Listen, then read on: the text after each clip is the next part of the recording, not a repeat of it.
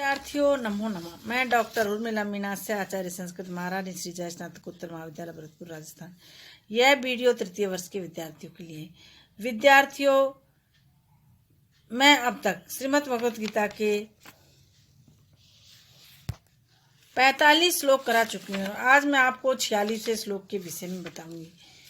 इसमें प्राणी को अनंत फलों की प्राप्ति के लिए अभिलाषा नहीं करनी चाहिए।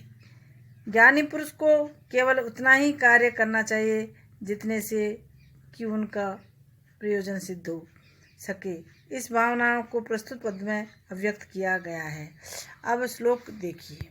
यावानार्थ उदपाने सर्वतः संप्लुतोदके तावात् सर्वेषु देवेषु ब्राह्मणस्य विजानतः। अब आप इसका अन्वय देखिए।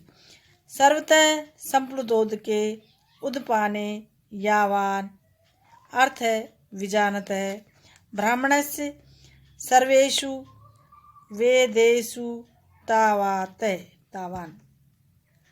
अब आप इसके कुछ कठिन शब्दों का अर्थ देखिए। सर्वतः सब ओर से, संप्लुत ओदके परिपूर्ण जलाशय के प्राप्त होने पर, उदपाते का शाब्दिक अर्थ है छोटे जलाशय में, यावात का अर्थ है जितना, अर्थ का अर्थ है प्रयोजन, विजानते का शाब्दिक अर्थ है अच्छी प्रकार ब्रह्म ज्ञान से संपन्न, ब्राह्मणस्य का शाब्दिक अर्थ है ब्राह्मण का, सर्वेषु का अर्थ है समस्त, वेदेषु का शाब्दिक अर्थ है वेदों में, तावात का शाब्दिक अर्थ है उतना ही प्रयोजन रहता है। अब आप इसका हिंदी अनुवाद देखिए। श्री कृष्ण अर्जुन से कहते हैं कि सब ओर से जलाशय के पानी से भरपूर हो जाने पर मनुष्य का छोटे जलाशय में या कुएं में जितना सा प्रयोजन रह जाता है, अर्थात कुछ भी नहीं रहता, उसी प्रकार भली भांति जानने वाले ब्रह्मवेत्ता का भी संपूर्ण वेदों में उतना ही प्रयोजन रह जाता है। अब आप इसकी व्याख्या देखिए। श्री कृष्ण का आशय है कि हमें हाथी के पैर में सारे जीवों के पैर समाविष्ट हो जाते हैं, वैसे ही नदी, कूप, तालाब आदि जलाशयों में स्नान करने से जो पुण्य प्राप्त होता है वह समस्त पुण्य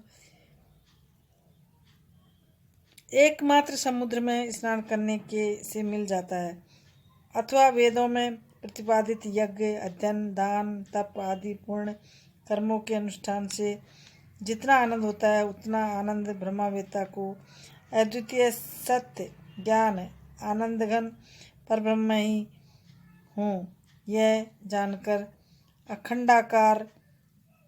अखंडाकारित चित्तवृत्ति में आनंद का अनुभव होता है। आशय यह है कि एक ब्रह्मवेत्ता का भी कर्म कांडात्मक वेदों में कुछ भी, क्योंकि उनका फल जो उसे स्वतः प्राप्त है। महाभारत के ही शांति पर्व में भी एक ऐसे ही विचार व्यक्त किए गए हैं। न ते कर्म प्रशंसति कूपे नद्या पिबन्निवः, अर्थात जैसे नदी का उपयोग करने वाले पुरुष कुएं को महत्व नहीं दे पाते, उसी प्रकार ज्ञानी कर्मकांड की विधियों को महत्व नहीं देते। भाव यह है कि ज्ञानी पुरुष कर्मकांड के पचड़े में नहीं पड़ता है। इस श्लोक में जलाशय का दृष्टांत देकर भगवान ने ज्ञानी आत्माओं की आत्यंतिक तृप्ति का वर्णन किया है। अभिप्राय यह है कि जिस मनुष्य को अमृत के अभाव स्वादु और गुणकारी अथाह जल से भरा हुआ जलाशय मिल जाता है, उसको वैसे जल के लिए वापी, कूप, तड़ाग आदि छोटे छोटे जलाशयों से कोई प्रयोजन नहीं रहता। उसकी जल विषयक सारी आवश्यकताएं पूर्ण हो जाती हैं।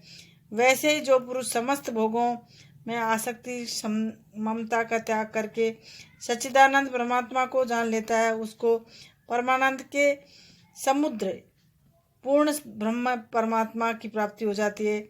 उसको आनंद की प्राप्ति के लिए वेदोक्त कर्मों के फल रूप भोगों में से कुछ भी प्रयोजन नहीं रहता।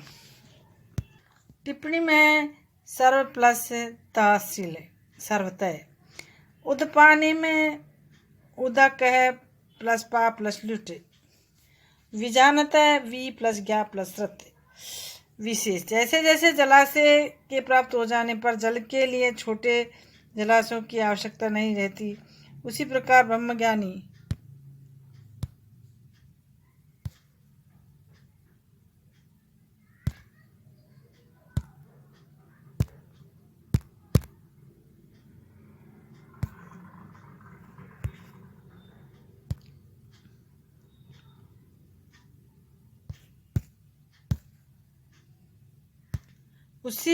ब्रह्मज्ञानी व्यक्ति को आनंद के लिए वेदों की आवश्यकता नहीं रहती।